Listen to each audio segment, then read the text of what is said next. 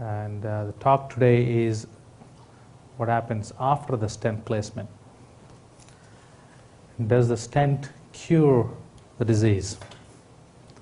A lot of people think once you have a stent put in, you're cured and you're going back to your routine life again. But that's not actually true. So I would like to go over some of the things that what you expect after the stent placement. What are the likely things your doctor is looking on a follow-up when you go back to see the doctors, cardiologist, or your primary doctors after the stent placement. Just to give you an idea, what are the underlying pathologies that can happen after the stent placement, and why we continue to monitor you after the stent placement. For that purpose, I've divided the problems, what to watch after a stent placement, to 3 different categories. The short term, most of them are procedure-related problems. And the intermediate problems, what happens if the stent does not work well, when to look for it. And the long-term problem, what happens, if the stent is fine, the area of stent is fine, what happens to the other parts of the artery, and how to change, and what need to be done after that, and what we're looking for to understand the basic pathology of the atherosclerosis, the disease process itself. The short-term procedure-related, site-related problems are mainly if they have done through the groin, through the femoral artery, to be precautions so that you do not have any bleeding there, or hematoma or blood clot formation there, or something called pseudoaneurysm, means the blood clot is formed and then forms a little cavity, still is opening from the artery into the clot that swirls blood around inside it, that can cause problems, especially if it ruptures, it could be life-threatening. These problems are almost eliminated if we go through the arm, through the radial approach. But a lot of physicians we still do through the femoral artery approach. Things we need to do is mainly to rest and follow the instructions that are given to you by the physicians on discharge. Mainly not to strain or stretch the area of the blockage, or to soak in the water to avoid any infections getting in there. And the first 1 week is the critical period to monitor to be careful on the site, so that not to drive in the first 1 week, not to lift any weights, to get as much rest as you can to the site of the procedure.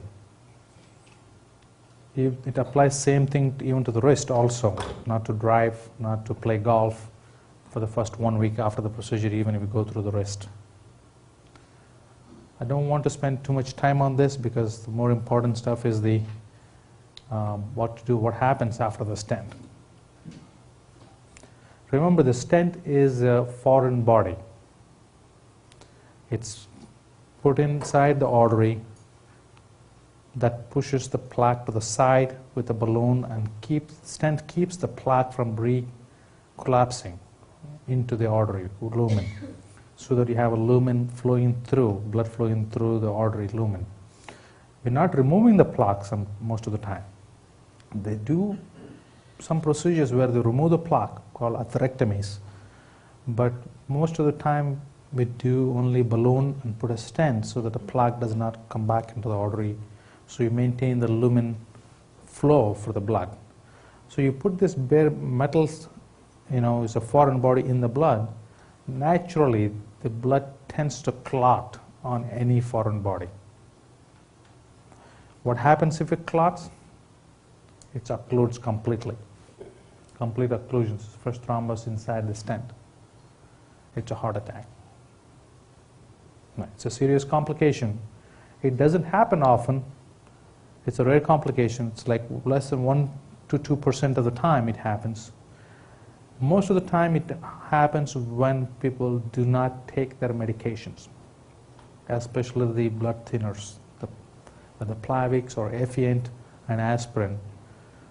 These are 2 medications you need to be on, aspirin plus one of the antiplatelet agents, When you stop taking those medicines due to the cost, or did not listen to the instructions properly, or they could not fill that prescription for some reason, the insurance issues, something, did not take the Plavix and the aspirin, that's when the majority of the problems come in.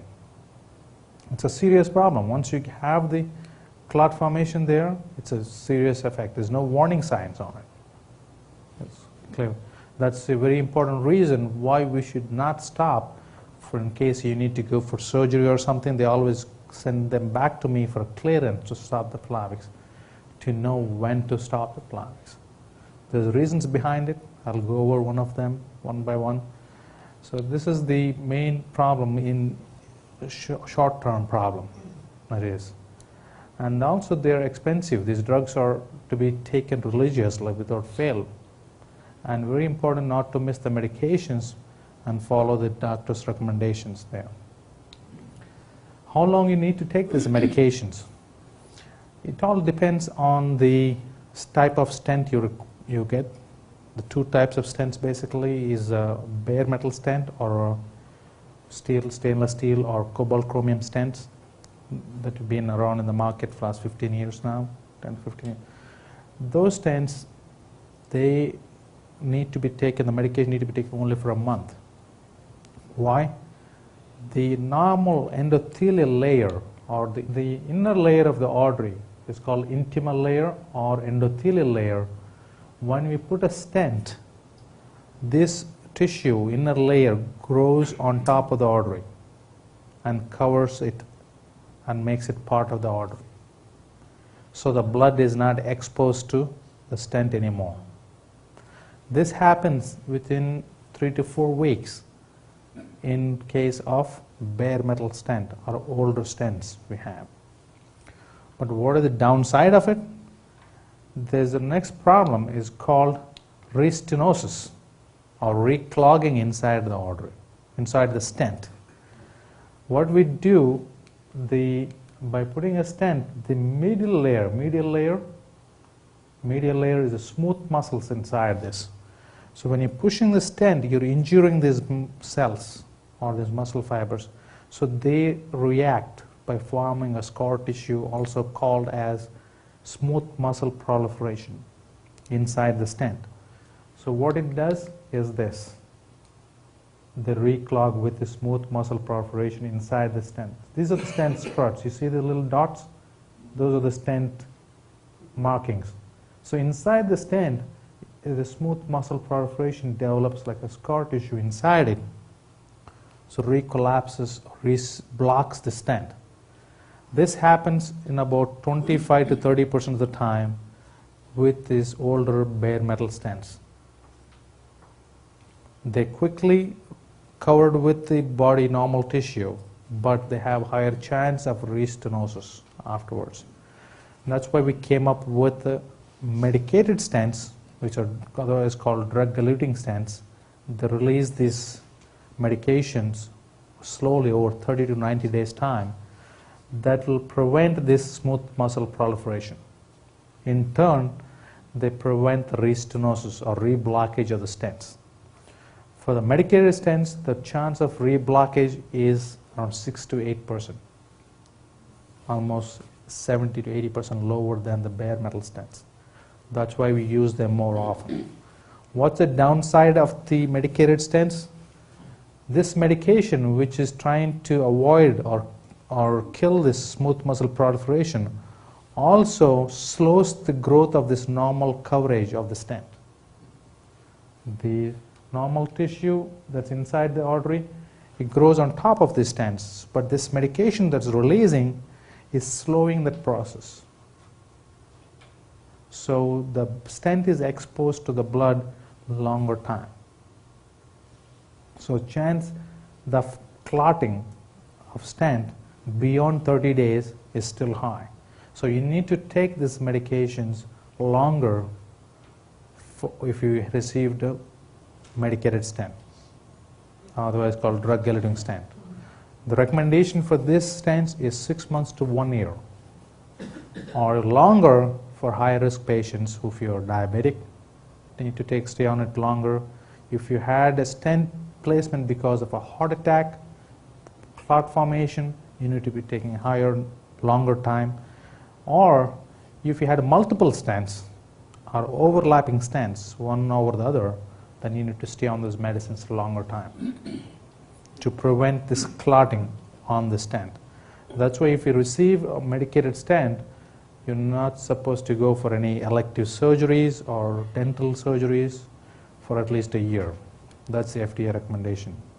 And also, it depends on what underlying problem you have. Even if you received a bare metal stent or a regular stent in conditions where you had a heart attack, even though for the stent you need only 1 month of Plavix, for that condition of the heart attack, you need to continue these 2 blood thinners, aspirin and Plavix or Efient, for at least a year. Why? Once you had a heart attack, your chance of having another heart attack in the next 1 year is almost 20-25%. Something happening there. Because the inflammation in the artery in other areas is higher, still there. So to treat the condition, not just the stent, is important in people who had a heart attack for which they received a stent. It also depends on the medical problems the person has. So we decide which stent to use depends on the patient condition and patient plan. Of somebody is planning to go for hip replacement or knee replacement, we know already that they're going to go for this surgery. They cannot wait for a year. Then we go with the older bare metal stents, so they can stop the Plavix after a month or aspirin after a month. If they do not have any planned procedures, we tend to go with drug-eluting stents or medicated stents, provided they can understand the need for platelet therapy, antiplatelet therapy, and they have enough insurance, financial assistance to get the medications. What are the long-term precautions? This is a short-term stent-related, procedure-related issues. By putting a stent in one area, we are only modifying the plaque in that spot only. We're not changing the disease process. What is the disease process? Is atherosclerosis. It is a systemic disease, affects all the arteries in the body, and it is a progressive disease. Very important to understand. It is a progressive disease. The reason it is, a lot of factors depend on the progression, and the genetic background or other medical problems like diabetes affect the progression significantly, and your condition like the blood pressure, if it's uncontrolled, progression is faster, and the cholesterol, if you have a hypercholesterolemia with the familial type, is even faster progression, and the smoking is even biggest factor in progression of disease. Once you have a blockage in one area that's requiring to treat with a balloon or a stent or a bypass surgery, remainder of the arteries cannot be normal. The plaque is worse in some areas where we put a stent, but the remainder of the arteries cannot be normal. They will have some plaque. These plaques in the other areas do progress with time. So the key is to prevent the progression or slow the progression, stop the progression, is the major long-term goal. By putting a stent, my job is done there. But the bigger job is to prevent 100 other plaques from progressing. Worst even, when these smaller plaques rupture, that's when people get heart attack or strokes. So in not only the progression, we need to also to stabilize these plaques so that they do not rupture. The just plaque progression will not give heart attack by itself. When these plaques rupture, the clots on it, blood clots on this raw surface under the plaque, that's when people get heart attacks. Same phenomenon gets strokes too. So we need to prevent this plaque rupture and plaque progression on a long-term survival. That's the key issue. after the stent placement. That's the whole idea of continuing to follow up with repeat stress tests and monitoring you, blood tests, the cholesterol control, your blood pressure control. We follow up after you, that's the main reason behind it. So stents do not change the disease process. They only change the plaque, they modify the plaque at the site where they implant. Maybe a little bit downstream, they might change with the medication flowing downstream. But majority of the time, not change the disease process. Okay. Why do you need, some patient ask me, we treated the 90% blockage, you have another 40% blockage, why don't you put another stent there? There's no need. Unless it's more than 70% blockage, no need to place a stent or treat that blockage. We have enough lumen reserve for enough blood flow to get through there. They can be treated with medication to slow the progression any further. Who decided on that? Based on the angiogram. Who made that decision? Why they made the decision? Who made the decision? It's the consensus from the AMA cardiologists, Cardiology Association, Vascular Association. The reason being, why 70%? Why not 50%? Why not 90%? Plaque also, when you have a plaque 50% blockage, if you see 50% blockage inside the lumen, if you see the cross section of the artery, if you do a CAT scan of the artery, you will notice it also grows outwards. The plaque not just growing inwards, the plaque also grows outwards. So the artery expands outwards also. For example, you have the artery here. If there's a plaque build up here, there's also enlargement of the outer wall also. So the plaque is also growing outwards, called positive remodeling. They call it positive remodeling. The artery also grows outwards to accommodate the plaque, outwards also, not just inwards, both ways. Once it reaches 70% of blockage, the plaque growing outwards is very limited. So it quickly grows inwards. That means there's no further room outward to expand the artery outside. From 70% to go to 90% does not take too long, because the positive remodeling is already reached threshold. Does not grow outward anymore. So it grows quickly. So that's why the 70% cutoff point comes from. That's what the reason behind it. So the plaque in other areas of the arteries, in the heart and other parts of the body do progress with time. So in order to prevent the blockages or slow the progression, you need to change the risk factors. So until now, what you have done, how you've lived, has not done good to the heart or to the arteries. Has done some plaque buildup and so on. You need to change those risk factors. You need to change your lifestyle, change your dietary habits, with some of them with medications, some of with your lifestyle change. It's not the same. It's not going to be the same. So diabetes control has to be aggressive. The most notorious problem for progression of these plaques is smoking. The worst one of all the risk factors, smoking. Absolutely no smoking, not even exposure to secondhand smoking. Some of the studies have shown all it takes is 1 cigarette a week for this plaques to progress faster. And so that's why the secondhand smoking is equally bad. A lot of times when I see the patients with a heart attack, guess what? I talk to the spouse, they also smoke. In that case, you got to quit, both of them had to quit. That's a major change for them. Unless they quit smoking, their chance of having another heart attack next 5 years is almost guaranteed. Very high.